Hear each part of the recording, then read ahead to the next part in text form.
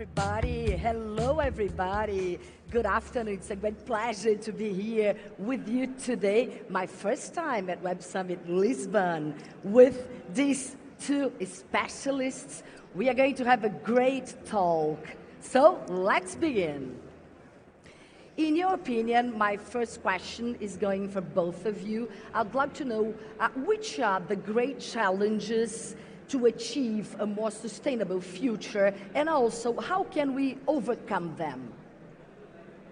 Well, I think we need to, first of all, understand that the three greatest threats to our species are the triple planetary crises, which is climate, pollution, and of course, the oceans. We need to understand how important the oceans are to everything we do.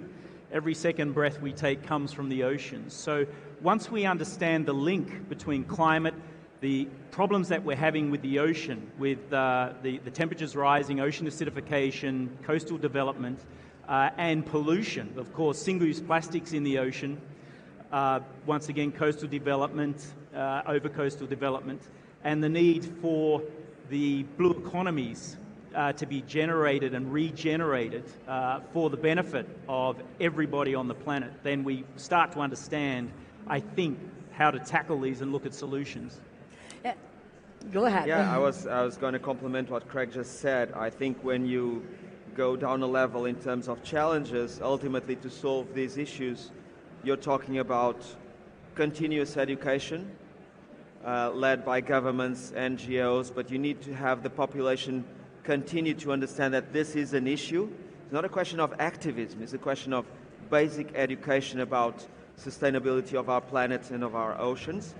And then to actually solve these issues, you need two things. You need research and development of new technologies, sort of hardcore innovation to be directed at these problems.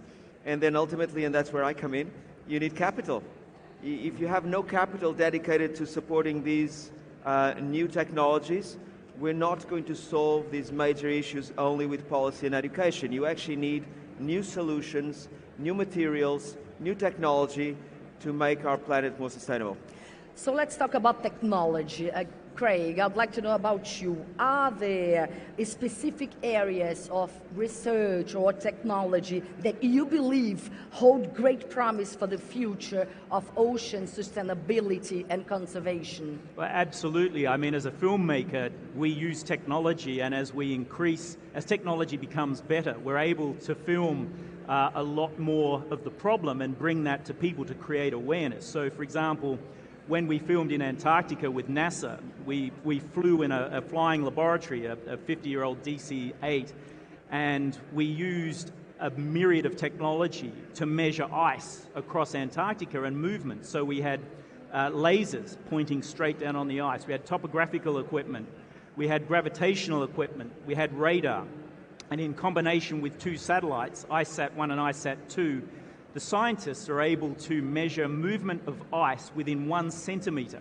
So when somebody comes to me and says, you know, and denies the climate crisis and says, well, why should we believe the scientists? I say, well, that's because they have the tools. They're at the forefront of technology, and they use technology to create the answers or the data that we need to find the answers and solutions that Nick's talking about. So going forward on this, AI, of course, is going to be incredibly important. It already is, to aggregate and analyze the data that scientists, and not just scientists, but citizen scientists all over the world are able to share.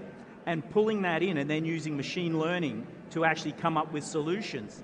Undersea robots now that we can send down with AI technology to be able to look at the effects we're having at the on the bottom of the ocean. And we used to know, and we still know less about the deep ocean than we do about the moon and space. And so these are areas that we need to learn from. We need to get the data so that we can measure what we do before we have a profound impact that's negative. And so you think AI can be like a turning point in this scenario of sustainability and conservation of the oceans? It's going to help a lot, of course. I think it will. It's happening now. I think it can accelerate the development of solutions, but I would put it at 2 to 3 levels. Number one, we need to invest in solutions that help us stop depleting the ocean resources. So every single technology that helps us catch less fish, pollute less, and generally using our natural resources from the oceans in a more efficient way are great, because we cannot keep on depleting the oceans from ocean life in sort of plant and animal form. Number two, we need to continue to invest in solutions that have a direct or indirect effect in actually polluting the oceans. So alternative sources of propulsion. As we know, we have lots of big shipping industry. We need to move around the oceans and move goods and services, but we need to do it in a much, much cleaner way. And then there's also the runoffs from land. So we also need to invest in solutions that prevent plastics and other chemicals from reaching the oceans. So we've been investing in all these three, so protein substitution, synthetic biology, new propulsion, Internet of Things to track our ships and containers so that they have optimal routes and they don't spend as much time and as much fuel at ocean. So it's a myriad of things, and of course AI will help develop these technologies faster. Ocean sustainability, ocean conservation requires also international collaboration. Yes. So what are the key challenges and opportunities in fostering global cooperation for ocean sustainability, in your opinion? Absolutely, and look, we're seeing a global plastics treaty coming together right now to deal with single-use plastics, which is a major problem in our oceans. Almost every fish and seabird that we've measured in the film of Plastic Ocean that we made with our scientists contain plastics. We're at the top of the food chain. So ultimately, if we pollute the ocean, it's not only affecting other species, but it's affecting us. And we know that's coming back to bite us in cancers and diabetes and hormone disruption and endocrine disruption problems. So it's critical that we get everyone to the table to talk about these issues, because we have an economy and we need to keep that economy working for everyone's benefit. But we need to change the economic model. We need to change the way we view the ocean, rather than just being a place to dump trash that we think goes away for us. We need to understand there is no away, and that without the ocean, without a healthy ocean, we won't have a chance on the planet. So we either continue to pollute and we destroy the oceans and risk our own ability to survive on the planet, or we recognise how important the oceans are and we move to protect them. And of course, in my opinion and many others, there's only one choice, and that is that we protect the oceans. So bringing people together in global collaboration, such as this single-use plastic treaty, is critical for the health of the oceans. And Stephan, are there many options to invest in companies that are focusing in this question, in ocean sustainability? Yes, let me just give you first an example to reinforce what Craig just said. I'm a fellow surfer, so I've been very fortunate to surf all over the world in very remote locations. And recently... Nazaré also? Nazaré, I've surfed Nazaré also. Not so polluted, thank God. But I was recently in Indonesia, in some very, very remote parts of Indonesia, and places where I used to surf, and there was basically nothing except some iguanas and some monkeys on the beach, now are full of plastic, right?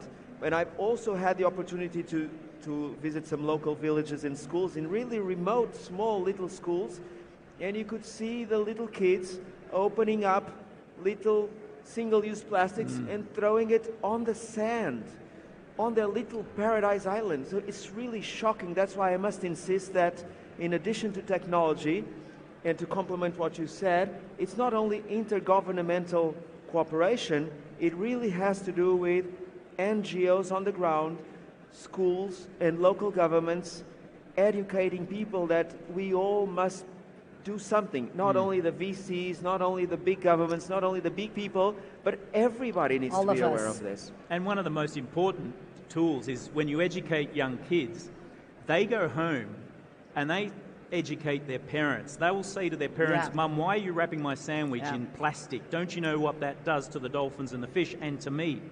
And most parents don't want to be a villain to their kid. They want to be a hero, so they listen. And so education, to Nick's point, Yes. to Stephan's point, is extraordinarily important. Yeah. So, as a filmmaker, Craig, what is your approach to raising awareness and educating the public about the importance of all of this, of ocean conservation, of ocean sustainability? Yeah, so one of the aspects of filmmaking that we soon realized is creating awareness, right? Impact films, you need to get an audience because the audience is actually, that's your value. Once you get, with an impact film, it's not the financial return, it's the eyeballs that you want because you're creating awareness. But in terms of creating awareness, you have to provide solutions in the film. And I learned that very quickly making impact and environmental films. Without having solutions in the third act, then people leave the cinema feeling there's nothing they can feeling anxiety. So with our films, we always include solutions in the third act. Whether we agree with them or not, we provide an array of solutions to start the debate. So people can go home and go, you know what, maybe I can, as an individual, be a smarter consumer and just start buying products that aren't wrapped in plastic or that come in a aluminium container or that are a smarter alternative to what I'm currently doing. Or maybe I can buy an EV and get rid of my fossil fuel combustion engine. So just by giving people options provides hope, and it starts the conversation towards solutions. And ultimately, that's where we want the films to go, is into solutions so that we can then enable people, particularly young people, to become entrepreneurs, to become great designers. When I talk to scientists, what they say to me a lot is one of the best solutions we think is better design. We invented single-use plastics. We invented the internal combustion engine. These are products that we can invent other products that replace those, that are better for the planet. Craig, where can we see our work? And I'd like you to talk a little bit about your last film. Right, so it's important to get a good platform. So A Plastic Ocean, when it was released in 2017, we released it on Netflix, on iTunes and Amazon all at once. And it was one of the few films that actually had been released across competing platforms. And that gave us great eyeballs. Our new film, The Last Glaciers, Journey to the Extreme, which focuses on disappearing glaciers, we released a short educational version on IMAX on the giant screens last year. We're just about to release the long cinematic version. This time we don't want to go to platforms because we want to release it for free. Because not everyone has a subscription, particularly in developing countries. So we're going to brand partners. We're looking for brand partners now to help us on that financial road to release The Last Glaciers for free so that everybody gets to see the film, to understand the problems that we've got and to be part of the solution. How can we integrate, Stephan, education about ocean sustainability into our educational system to achieve a broader impact? Well, I remember when I was a young kid, and there was, in Portugal, there was a clear conscience by the government, together with media, and there was no internet, right? To sort of just put it out there and educate us all as young kids, and we would go home and we'd tell our parents, you have to separate, different types of waste and so on and so forth. But I also think that NGOs and other types of organizations make an incredible difference. We're part and partners of several of these, but I've seen, Sungai Watch in Indonesia, for example, cleaning up rivers, and many other organizations across the world, Save the Waves Coalition, and so many others that are really grassroots. And in addition to official education, you can enlighten people and actually get people to do something on the ground for the good of the planet. Yes, I'd like to make my last question because we're out of time. Unfortunately, I could stay here for the whole afternoon with you, but for both of you, about the future. How can the next generation, in fact, be inspired to care about our oceans? I think, that's an important question, because to me, the only thing we leave on this planet that's worthwhile is our legacy and for the next generation. We can't take any of the things we accumulate with us. So the most profound thing you can leave is a better planet for the next generation. So it's important that we let the next generation know, we've got your back, we're going to help you. We created the problem, but we will provide the tools to help you solve many of these issues. So we need to support the next generation. I think that, the good news here is that in addition to having lots of organizations in sort of a common ground between most areas of society that we need to do something about it, is that it's actually good business to take care of the planet. And, the more sustainable solutions are the ones where you actually make money out of it. Because if it affects your pocket, you're actually going to do it. And that's where capital comes in, technology comes in. And I can say that most of our global investors, the institutions, the individuals, the family offices, they demand that we do investments in a sustainable way. They expect us to come up with solutions and to back the entrepreneurs, the scientists and the engineers that are tackling these huge, huge problems that we're facing. So the good news is that you don't need to be an activist just sort of trying to disrupt people's lives and getting attention. Business is interested in doing business because of climate, and that's good news because there's alignment and there's a huge market because everybody knows that it's a huge problem.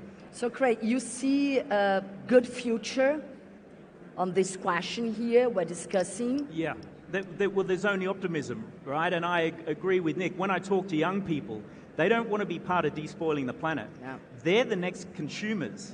And if you're not, your company isn't already engaging in a marketing campaign that demonstrates your products are sound and safe for the environment and for human health, then you're losing the next consumers. And that's, as to Stephan's point, is not good business.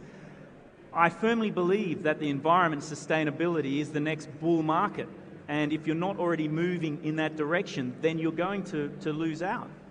Thank you so much. I appreciate. Thank you. And thank you all. I appreciate also the audience. Thank you. Thank you. Have a great afternoon.